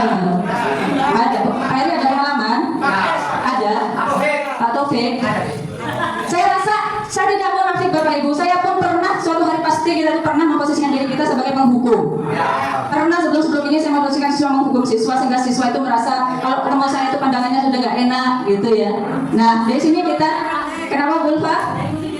Nah ikut ujian praktek bisa jadi emosi ya, bolak-balik mungkin wali kelasnya ada hadir ya. Sedikit banyak sisi kemanusiaan kita muncul, kita menjadi marah. Apakah itu salah? Itu tidak disalahkan Bapak Ibu, normal manusiawi karena kita ini adalah manusia. Yang tidak normal ketika kita membiasakan diri sebagai posisi penghukum selalu sehingga kita kesannya ke anak-anak guru yang suka menghukum itu loh. Jangan ya Bapak Ibu kita dikenal sebagai oleh siswa sebagai guru yang suka menghukum. Jangan sampai seperti itu ya Bapak Ibu ya. Karena ada cara yang lebih bijaksana lagi kalau kita ingin menangani siswa. Itu nih Bapak Ibu ya. Saya rasa posisi kontrol menghukum ini sudah pernah kita alami semua. Kemudian posisi kontrol membuat rasa bersalah. Nah, apa bedanya penghukum dengan membuat rasa bersalah? Nah, kalau di penghukum tadi itu nada suaranya tinggi, dia melotot, menudingkan jarinya, mengkerutkan dahinya dan segala macam. Kalau di membuat rasa bersalah ini dia nada bicaranya guru tersebut lebih halus, lebih rendah, akan tetapi memojokkan. Nah, contoh ya, contoh sewu ya Bu Sri, ini guru BP pasti lebih paham daripada saya. Saya hanya menularkan sedikit apa yang saya pelajari di ilmu guru penggerak Ibu. Dengan nada yang lemah, seakan-akan merayu, dia itu mengatakan, contohnya seperti ini. Kamu gimana sih nak? Kan sudah berkali-kali Bu bilang, kok suka sekali ya buat gurunya kecewa. Nah, otomatis ketika kata-kata tersebut terlontar, si anak akan merasa bersalah. Aduh, aku salah nih. Secara psikologis, hal tersebut jika dilakukan terus-menerus maka akan mengganggu psikologis anak. Dia akan merasa menjadi manusia yang gagal, salah lagi, itu. Dan saya pun sebagai guru tidak memungkiri ya Bapak Ibu pernah pun merasa berada di posisi kontrol membuat rasa bersalah. Ya Bapak Ibu ya, kita pun juga saya rasa semuanya pernah. Dan efeknya apa nih konsekuensinya? Ya si anak tersebut akan merasa minder Bapak Ibu. Iya, self kontrolnya dia merasa lemah gitu. Dia selalu disalahkan dan sebagainya. Nah, hal seperti ini kurang baik untuk tumbuh kembang pembentukan karakter siswa, Bapak Ibu ya. Kemudian ini posisi kontrol sebagai teman. Nah, ini yang banyak saya temukan nih Bapak Ibu ya.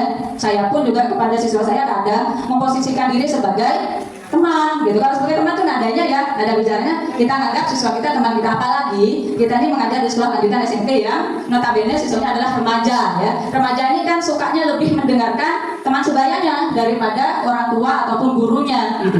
Jadi pendekatan sebagai teman ini bukan tidak boleh diterapkan, akan tetapi kita harus tahu porsinya. Karena posisi teman jika diterapkan kepada siswa terus-menerus ada konsekuensi logis negatifnya juga. Apa konsekuensi negatifnya? Satu, misalnya siswa tersebut akan menganggap kita sebagai temannya tanpa ada jarak, sehingga hasanah atau nilai marwahnya kita sebagai guru itu menjadi berkurang. Bahkan siswa itu ada yang berani menepuk bahu gurunya, ya, menganggap guru, memanggil gurunya dengan hanya namanya saja, ya. Yang sampai ya Bapak Ibu, meskipun kita memposisikan kita sebagai teman, akan tetapi mereka harus diberitahu batasan-batasannya. Kita itu menjadi teman mereka dengan tanda kutip ada batasannya, Bapak Ibu. Konsekuensi logis yang kedua ketika kita memposisikan diri sebagai teman kepada siswa kita itu adalah siswa tersebut hanya akan mengikuti atau hanya akan patuh kepada guru yang memperlakukan dirinya sebagai teman. Sedangkan kepada guru yang memperlakukannya sebagai penghukum, pemberasa bersalah anak ini pasti akan menjauh. Meskipun si guru yang lain ini mengarahkan ke hal yang benar, anak itu akan tidak akan berkenan. Dia akan lebih memilih ke guru yang memperlakukan dirinya sebagai teman. Artinya dia patuh atau dia bersifat positif hanya kepada orang tertentu. Ini adalah konsekuensi logis negatifnya jika kita terus-menerus memperlakukan siswa kita itu sebagai teman. Oleh sebab itu, Bapak Ibu, posisi kontrol sebagai teman boleh, akan tetapi ada porsinya, ada batasannya yang harus kita jaga antara siswa dan guru. Baik. Selanjutnya adalah posisi pemantau. Pemantau ini kan kalau kita cari definisinya sama dengan pengawas ya Bapak Ibu ya. Beda dengan teman. Kalau pemantau ini mengawasi gitu. Dia berdasarkan data, fakta, kemudian kita paparkan. Kamu sudah terlambat 15 menit nih. Nah, dia berbicara berdasarkan fakta data yang ada ya Bapak Ibu ya. Atau kamu sudah 2 kali nih tidak mengumpulkan tugas. Ayo, apa konsekuensinya? Nah, positifnya di posisi pemantau ini guru masih menawarkan siswa untuk menyadari apa konsekuensi yang harus dilakukan ketika dia melanggar atau berbuat suatu kesalahan, melakukan suatu pelanggaran. Misalnya terlambat, ayo sesuai kesepakatan kelas, apa yang harus kamu lakukan ketika kamu terlambat? Saya harus tinggal di kelas selama waktu tadi saya terlambat, misalnya 15 menit terlambat, siswa tersebut harus tinggal di kelas 15 menit untuk membaca buku, misalnya. Itu masih boleh ya Ibu ya. Akan tetapi di sini di posisi memantau, siswa tersebut akan tergantung pada nasihat-nasihat gurunya, Bapak Ibu ya. Kalau tidak dikasih tahu, dia tidak akan ada inisiatif gitu. Karena sifatnya selalu diingatkan. Nah, yang terakhir adalah posisi kontrol sebagai manajer. Nah, yang namanya manajer itu kan selalu memanage segala sesuatu ya, Bapak Ibu ya. Ini adalah posisi paling ideal yang diharapkan dari posisi seorang guru. Posisi topnya itu adalah sebagai manajer, Bapak Ibu ya. Kenapa?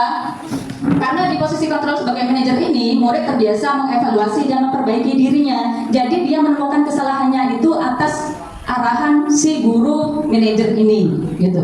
Jadi siswa tidak, ini loh kamu salah, konsekuensinya ini, itu kalau pemantau. Kalau manajer, kamu berbuat apa nak tadi? Saya tengkar dulu. Kamu merasa bertengkar itu benar. Jadi dia menggali sendiri, menjawab sendiri. Dia sampai akhirnya dia menemukan, oh iya ya saya salah. Akhirnya iya betul. Melibatkan coaching di situ. Akhir manajer itu menggali sehingga siswa itu menyadari apa yang menjadi kesalahannya. Nah, posisi inilah yang diharapkan Bapak Ibu. Posisi idealnya. Akan tetapi Bapak Ibu sekali waktu boleh ya ketika kita memposisikan sebagai manajer dan memposisikan diri sebagai pemantau, kemudian teman itu bisa dikolaborasikan. Boleh gantian. Nah, sekarang saya memposisikan sebagai teman karena saya sedang menghadapi siswa yang bermasalah tentang keluarganya misalnya, supaya siswa ini lebih terbuka dan mau menceritakan masalahnya, karena itu bisa menyelesaikan masalahnya gitu ya Bapak Ibu. Akan tetapi posisi teman dan posisi pemantau itu tadi konsekuensinya harus diperhatikan ya Bapak Ibu. Kemudian yang terakhir, posisi kontrol sebagai manajer ini, inilah tujuan utama kita. Tentunya semua akan berproses Bapak Ibu. Saya yakin tidak ada guru yang sempurna di dunia ini. Mau berada di posisi sebagai manajer sudah bertekad, kan laku kok terus urus ya sebagai manajer. Akan tetapi sudah tugas banyak, ada masalah di rumah, anak sakit, siswa nakal, akhirnya emosi muncul, posisi sebagai penghukumnya keluar.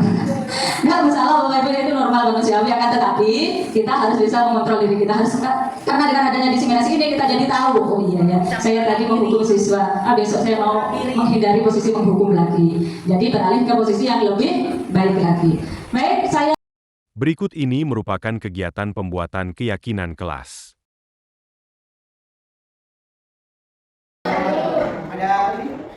Ada pemberitahuan? Ada. Tapi dia tidak masuk karena alta ya? Iya. Baik, anak sekalian, kita doakan mudah-mudahan teman kita bisa segera masuk. Ya, Bapak berjanji nanti akan Bapak harus menghubungi rumahnya apa yang terjadi di rumah, karena sudah beberapa hari dia tidak masuk ya. Baik, anak sekalian, di awal tahun pelajaran ini, di kelas 9 ini, kita akan terlebih dahulu biar kamu belajar nyaman, biar nanti belajar kalian bisa sesuai dengan harapan, maka kita terlebih dahulu harus membuat yang namanya keyakinan kelas. Keyakinan kelas itu hampir sama dengan peraturan kelas. Peraturan berarti yang harus kita taati bersama. Ya. Tapi bedanya apa antara peraturan dengan keyakinan? Siapa yang bisa? Apa bedanya peraturan dengan keyakinan? Kalau keyakinan bagaimana? Kalau peraturan bagaimana? Ya, ya, ya kan? Kalau peraturan itu biasanya dibuat oleh satu orang. Kalau keyakinan biasanya disepakati oleh semua masyarakat. Bagus sekali. Ya. Jadi, kalau peraturan itu biasanya dibuat oleh misalkan oleh guru atau dibuat oleh sekolah atau tim tata tertib yang ada di sekolah. Yang harus kamu patuhi bersama dan sifatnya mengikat. Jadi bentuk dalam apa? Dalam bentuk hukuman, dalam bentuk sanksi dan sebagainya. Ya. Tapi kalau keyakinan itu adalah suatu apa namanya tadi itu kebajikan yang ada, tapi itu dimunculkan dari kalian semua. Sehingga apa nanti kalau itu munculnya dari kalian, harapannya nanti kalian bisa mentaati apa yang menjadi keyakinan kita bersama. Dan demikian nanti kelas kita akan menjadi baik dan tidak ada yang melanggar, sehingga kita bisa belajar dengan baik dan kamu bisa mematuhi dan memiliki nilai-nilai kebajikan universal yang ada pada diri kalian. Ya, baik. Dalam menentukan keyakinan kelas ini nanti, Bapak akan memberikan kertas ini pada kalian ya, pada kalian. Tolong nanti di kertas ini tulis nama, kemudian kira-kira kamu tuliskan di sini satu saja keyakinan apa yang kalian bisa tuliskan, yang merupakan nilai kebajikan yang masih kamu patuhi dari sekolah. Misalkan apa contohnya yang bisa kamu tuliskan? Ya. Tentang sekolah ya? Ya, tentang sekolah tidak terlambat. Oh, nanti kamu menggunakan kalimat positif. Jadi menghindari kalimat tidak, ya. Berarti kalau seperti yang sampaikan saya tadi, tuliskan di sini berarti datang ke sekolah tepat waktu. Nah, seperti itu. Jadi itu contohnya. Itu nilai-nilai kebajikan yang merupakan salah satu ya. Nah, yang lain bisa kamu tuliskan sendiri. Apa sih yang kurang bisa menjadi peraturan kelas, keyakinan kelas, dan menjadi kelas menjadi baik? Kamu tuliskan di sini, tulis nama dan tuliskan satu kalimat saja yang merupakan keyakinan kelas yang bisa kamu suka. Ya, saya mohon kamu tidak mencontoh temannya, tulis saja di sini. Jelas ya? Ya, jelas. Ya, silakan saya berikan. Jangan tulis yang dinempel ini ya, tulis yang tidak nempel ya. Ya.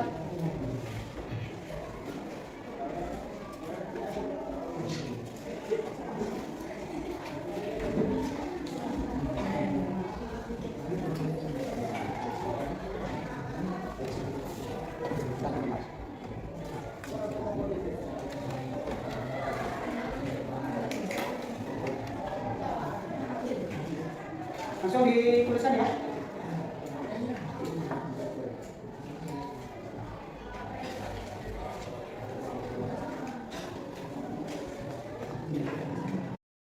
Anak sudah selesai semua? Siap, sudah. Secara bergantian kamu tempelkan yang ada di sebelah kiri ya, ada ya. Mulai dari sini, terus lanjut ke samping. Silakan. Langsung tempel ini. Ya. Langsung kerja.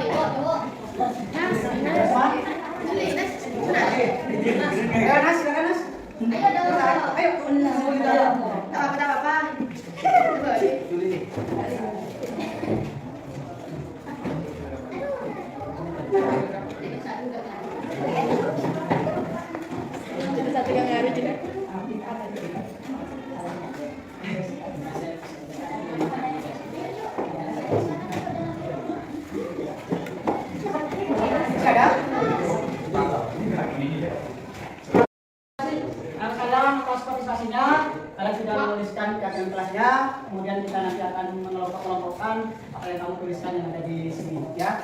Nah itu nanti setelah kelompok-kelompokan akan menjadi suatu yang hasil dari yang kalian inginkan semua. Bapak tuliskan di sini ya. Misalnya kita lihat yang pertama. Yang pertama itu miliknya Yayu Fitria. Sopan kepada guru. Oke, sopan ini kita taruh di sini ya. Kelompoknya sini. Bebiko harus menjaga kebersihan. Nanti kebersihan kita taruh di atas ya. Jaga kebersihan dulu. Kemudian Kevin tidak membuang sampah sembarangan. Nanti masuk apa ini? Kebersihan ya. Kita di sini ya. Kemudian Damar. Piket kelas artinya kebersihan. Berarti dia masuk di sini ya. Masuk di sini. Kemudian tidak keluar kelas saat jam pelajaran. Nanti ini baru masukkan di sini dari Maulani Udiani. Kemudian menjaga kebersihan kelas. Nanti masuk di sini. Menjaga kebersihan. Kemudian mendengarkan guru saat menjelaskan. Masuk di mana? Sopan pada guru ya. Di sini ya. Oke. Datang tepat waktu.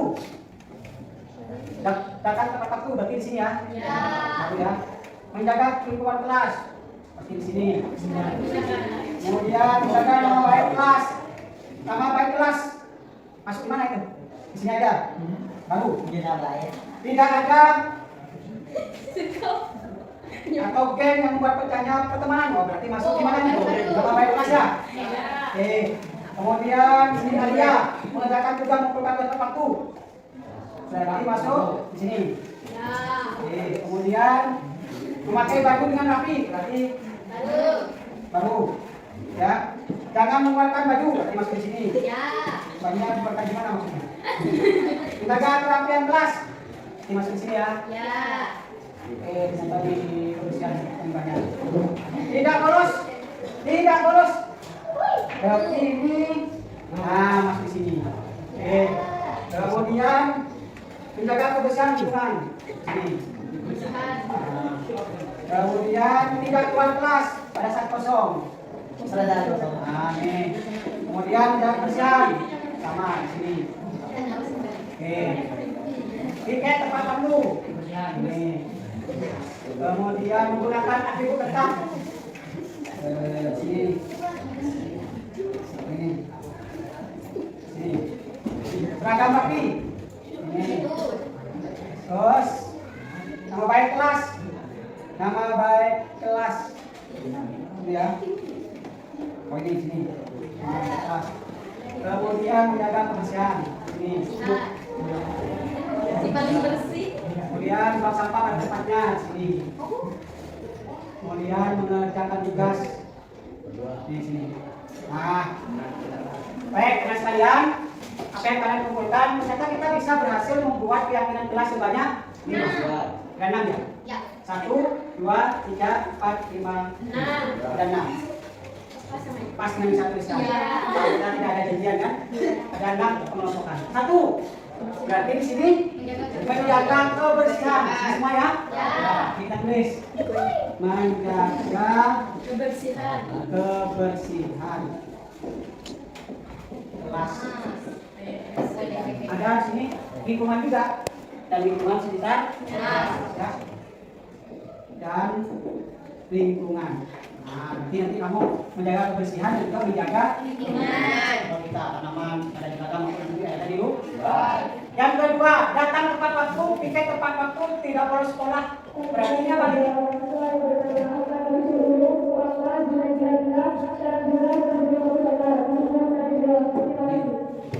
Datang tepat waktu. Tidak terlambat ke sekolah atau ke kelas ya?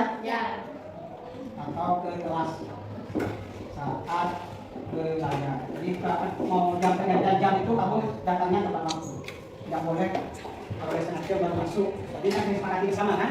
Yang penjelasan. Kemudian yang ketiga, sini tidak keluar kelas saat jam kosong dan tidak bolos. Kan? Berarti apa? Gimana?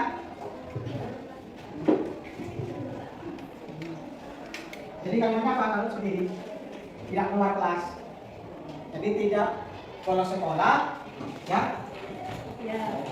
Belajar dengan rajin, ya. Belajar dengan rajin, tidak meninggalkan kelas,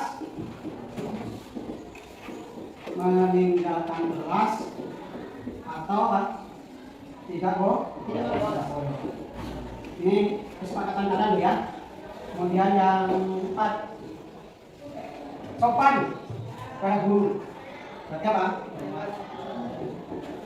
Sopan dan patuh ya. Sopan, hormat, sopan, patuh, hormat kepada guru. Dan saya pada Guru, teman-teman. kepada teman. Nah, tolong saling menyayangi, jangan sampai antri kantong ya. Dan kelima, menjaga nama baik sekolah ini semua, menjaga nama baik kelas. Berarti yang kelima apa disebut? Nanti menjaga nama baik sekolah. Kemudian hidup pakaian rapi. Berpakaian artinya bajunya dimasukkan memakai seragam sesuai ketentuan. Memakai seragam sesuai ketentuan. Ya. Kemudian yang terakhir dan keenam sih ya. Menjaga nama baik kelas. Jadi menjaga ketertiban kelas. Jadi urusan kelas itu keamanan, kekeluargaan, ya, 7K itu ya. Jadi menjaga ketertiban kelas dan 7K. Nah, inilah keyakinan kelas yang sudah kita sepakati bersama. Gitu ya. Baik, kita nanti akan mengesahkan keyakinan kelas ini. Hasil dari keyakinan kelas kalian bersama-sama yang kalian tetap harus dipenuhi, harus kalian ikuti, harus kalian taati. Ya, baik, tepuk tangan untuk kalian semua.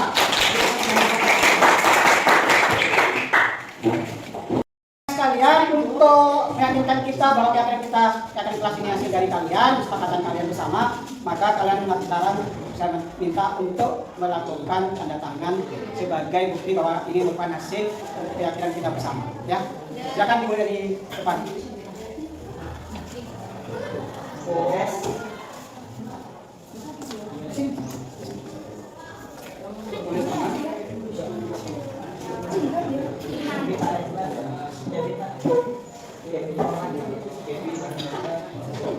Berikutnya.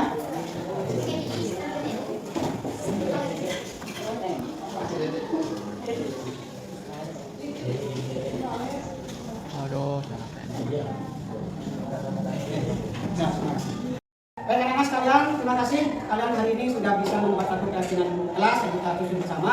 Bapak berharap nanti kita ini kita sepakati bersama, kemudian kita ikuti bersama dan laksanakan bersama. Ya, konsekuensinya adalah jangan sampai keyakinan kita bersama ini kemudian tidak kalian tepati, tidak kalian taati. Ya, jadi sehingga sekolah kelas kita ini akan menjadi sekolah kelas yang baik dan kalian bisa belajar dengan baik. Terima kasih atas perhatiannya. Saya ucapkan Assalamualaikum warahmatullahi wabarakatuh. Waalaikumsalam warahmatullahi wabarakatuh. Selanjutnya saya tampilkan kegiatan aksi nyata saya pada kegiatan membantu siswa menyelesaikan masalah dengan segitiga restitusi, sehingga menimbulkan budaya yang positif bagi siswa dalam menyelesaikan masalah. Waalaikumsalam. Oh Saida. Bapak memanggil saya ya? Iya benar nak. Bapak tadi manggil kamu. Mohon maaf, ada apa ya Pak? Ya nanti saya sampaikan ya, silakan duduk. Terima kasih Pak. Baik. Ini tadi dari kelas ya? Iya. Baik. Begini ya, Saida ya, tadi Bapak dapat laporan tuh dari guru BK menemui Bapak bahwa kamu tadi melakukan boleh dikatakan bullying ya, bullying dengan cara melakukan pemukulan terhadap teman kamu di kelas. Apakah itu benar yang kamu lakukan? Iya benar sih Pak. Kira-kira mengapa ya nak ya kamu lakukan seperti itu? Habisnya Pak dia jengkel Jengkel banget pokoknya. Tiap hari masa saya diejek-ejek terus. Karena pekerjaan orang tua saya jadi pemulung, saya diejek terus tiap hari, Pak. Jadinya? Ya, saya balas dengan pemukulan, Pak. Kan itu sama aja dengan bullying. Jadi bullying saya balas dengan bullying juga. Oh gitu, jadi kamu lakukan seperti itu? Iya. Jadi kamu lakukan seperti itu sih, menurut saya sih kamu memang berhak merasa begitu, nak. Ya. Tapi kamu kan tidak melakukan hal yang lebih buruk dari itu kan? Iya sih, Pak. Nah, padahal itu bisa kamu lakukan kan? Nah, terus ketika kamu lakukan tindakan itu, kira-kira ada perasaan bersalah nggak kamu dengan seperti itu? Ada, tapi karena dia ngebully saya jadinya ketutupan, Pak. Oh gitu. Iya. Nah terus kira-kira kan di kelas ada keyakinan kelas tuh ya? Iya. Bahwa pemukulan yang kamu lakukan, bullying yang kamu lakukan, itu kamu merasa ada nggak yang kamu langgar tentang keyakinan kelasnya? Ada. Apa itu? Tidak menghormati teman dan tidak menyayangi teman. Soalnya saya memukul dia, sama aja dengan tidak menyayangi, Pak. Tidak menyayangi, tidak menghormati, padahal keyakinan kelasnya seperti itu. Iya. Nah, gitu. Jadi kamu merasa ini ya, merasa apa? Tidak benar melakukan itu ya. Iya. Kalau merasa seperti itu, kira-kira apa yang akan kamu lakukan berikutnya? Saya akan meminta maaf kepada teman saya itu, Pak. Dan saya tidak akan mengulangi kesalahan itu lagi. Tidak akan mengulangi kesalahan itu lagi? Iya, bagi saya pekerjaan orang tua saya apapun itu tetap, saya itu tetap bangga kepada mereka. Iya, tetap bangga ya, karena orang tua mereka sudah berusaha berjerih payah untuk menghidupi kita, ya apapun profesinya itu adalah orang tua kita. Yang penting mereka bisa menghidupi kita, kamu bisa mencapai cita-cita yang kamu kerja, apa yang kamu ingin capai nanti, gitu ya. Iya. Kamu yang berhasil melakukan seperti itu. Oh, jadi gitu nah ya. Jadi kamu akan melakukan yang tadi ya.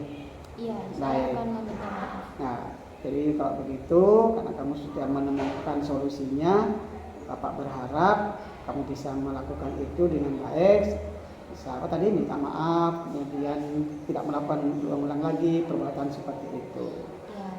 Ya, bagus sekali Saida. Jadi terima kasih ya, kamu bisa kembali lagi ke aktivitas sana, lakukan apa yang kamu tadi inginkan, yang kamu ingin kerjakan tadi, yaitu apa tadi, minta maaf, kemudian tidak mengulangi lagi.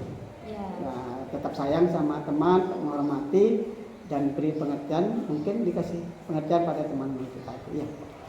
Terima kasih Bu Saida, silahkan kamu bisa meninggalkan tempat ini dan aktivitas selanjutnya. Ya. Baik, terima kasih ya. Terima kasih. Waalaikumsalam. Assalamualaikum warahmatullahi wabarakatuh. Perkenalkan, nama saya Saida Fatimatuz Zahroh, kelas 9C SMPN 1 Torjun. Pada hari ini saya sangat senang dan gembira dikarenakan permasalahan yang saya alami sudah teratasi dengan baik dan lancar berkat bimbingan dan arahan Bapak Fauzan. Oleh karena itu, saya bisa menyelesaikan permasalahan ini dikarenakan timbul rasa menyesal dalam diri saya sendiri. Dan mulai hari ini saya berjanji tidak akan melakukan kesalahan yang terjadi pada sebelumnya, karena bisa merugikan teman saya dan saya sendiri. Cukup sekian yang bisa saya sampaikan. Saya harap saya bisa menjadi lebih baik lagi daripada yang sebelumnya. Terima kasih. Wassalamualaikum warahmatullahi wabarakatuh. Selanjutnya perlu saya kemukakan tentang refleksi dari kegiatan aksi nyata modul 1.4, yaitu ukuran keberhasilan dalam aksi nyata ini adalah jika sekurangnya 80% murid telah menunjukkan budaya positif, sesuai kesepakatan kelas dan keyakinan kelas yang telah disusun bersama. Setiap pelanggaran yang terjadi akan dibuat catatan untuk refleksi dalam implementasi dan penguatan budaya positifnya. Demikianlah serangkaian proses aksi nyata sebagai penerapan modul 1.4 program guru penggerak yang bisa saya sampaikan. Mohon maaf atas segala kekurangan. Salam dan bahagia, Guru Bergerak Indonesia Maju. Semoga menginspirasi dan memotivasi kita semua untuk menjadi agen perubahan dalam menjadi pemimpin pembelajaran yang baik dan menjadi guru yang selalu tergerak, bergerak, dan menggerakkan.